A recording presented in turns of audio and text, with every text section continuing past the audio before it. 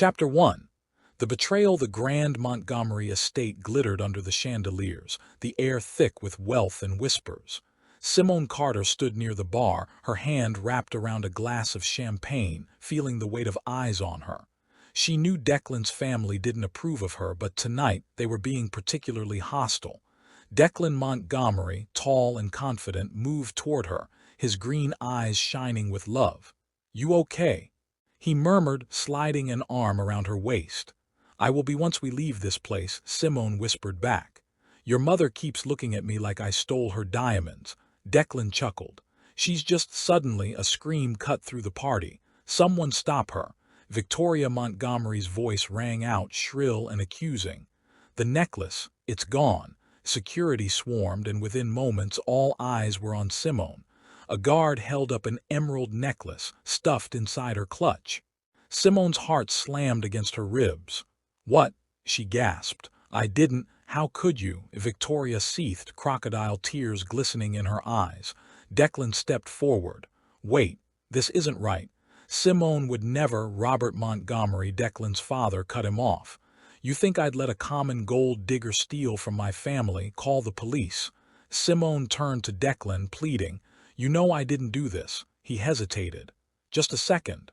Just long enough for her heart to crack. That night Simone was dragged away in handcuffs, and Declan, the love of her life, didn't stop it. Chapter 2. The Downfall. Prison was a cold, cruel place. Simone spent 3 years there, hardened by betrayal. Declan tried to see her, to send letters, but she refused them all. On the outside, Declan uncovered the truth. His mother had bribed a servant to plant the necklace. When he confronted his parents, Robert laughed. "You'd throw away your entire future for that woman." Declan clenched his jaw. "She's not that woman, she's everything." "You're our son," Victoria said coolly. "But if you choose her over us, you're nothing." So Declan walked away, determined to right the wrongs his family had done. Chapter 3. Rising from the ashes. Simone Carter wasn't a victim. Not anymore. After getting out early on appeal, she rebuilt herself. She studied law, becoming one of the top attorneys in corporate litigation. And now, 5 years later, she was back, stronger, sharper, ready for revenge. Her first case, taking down the Montgomery empire. Chapter 4.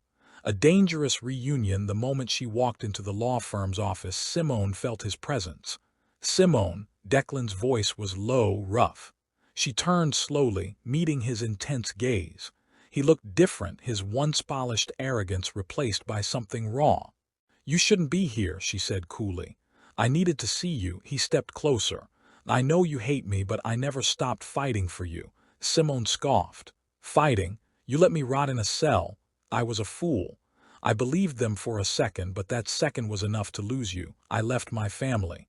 I've spent years gathering evidence. Simone, I want to help you bring them down." She studied him, her heart warring with her mind. "I don't need your help." But as she walked away, her hands trembled. Chapter 5. The game begins with Declan feeding her inside information. Simone started tearing through Montgomery Industries' legal defenses. "You're playing a dangerous game," Victoria hissed when they faced off in court. Simone smiled. "I learned from the best." That night, Declan met her at her office. "You were incredible today," he said. Simone leaned against her desk. "I've waited 5 years for this." Declan hesitated.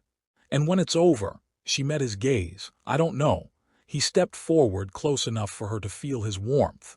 "I do," he whispered. "I want you back." Their lips crashed together, 5 years of anger and longing pouring out. He lifted her onto the desk, hands gripping her hips. But when they broke apart, reality hit her like ice.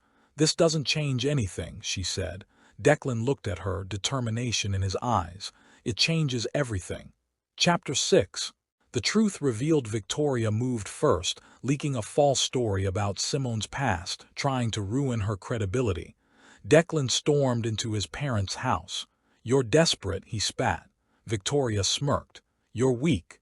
That night, Simone found Declan on her doorstep. "We need to end this."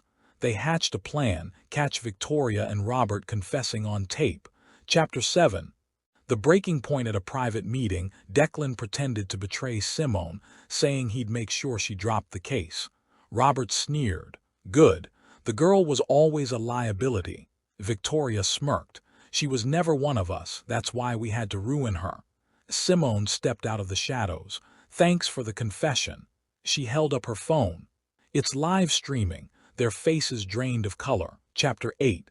The fall of the Montgomerys. Victoria and Robert were arrested. Their empire collapsed. Simone stood outside the courthouse, breathing in freedom.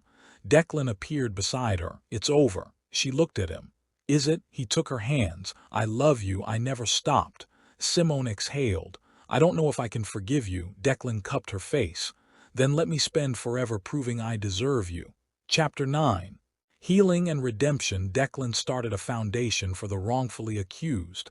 Simone dedicated herself to helping victims of corporate corruption. One evening, her father took her hand. Baby, you can keep punishing him or you can live.